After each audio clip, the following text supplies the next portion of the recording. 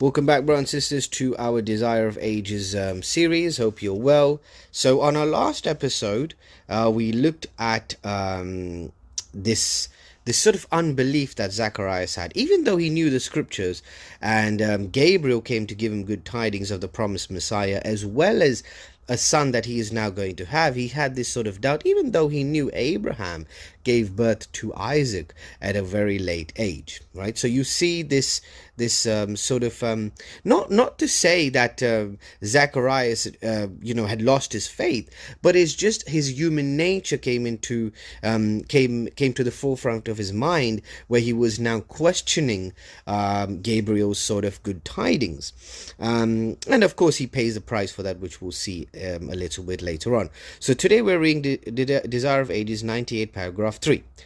The birth of a son to Zacharias is like the birth of the child of Abraham, and that of Mary was to teach a great spiritual truth, a truth that we are slow to learn and ready to forget. In ourselves we are incapable of doing anything good, but that which we cannot do will be wrought by the power of God in every submissive and believing soul.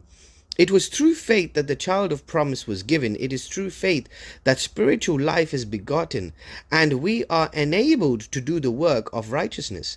To the question of Zacharias, the angel said, I am Gabriel that standeth in the presence of the Lord, and am sent to speak unto thee, and to show thee these glad tidings. 500 years before Gabriel had made known to Daniel the prophetic period which was to extend to the coming of Christ.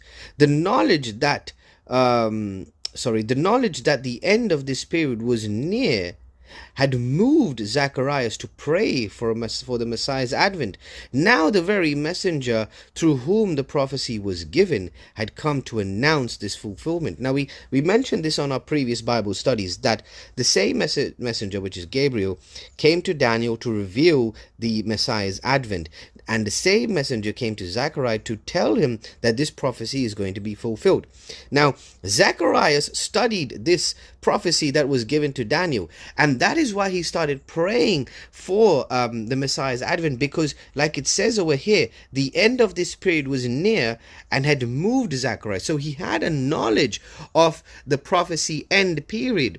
He knew the time was being fulfilled to when the Messiah would come. Yet, brothers and sisters, this is why it says, we cannot do anything good on our own. Even Christ says, no one is good but the Father. And the only way we are able to do good is when we are submissive and believe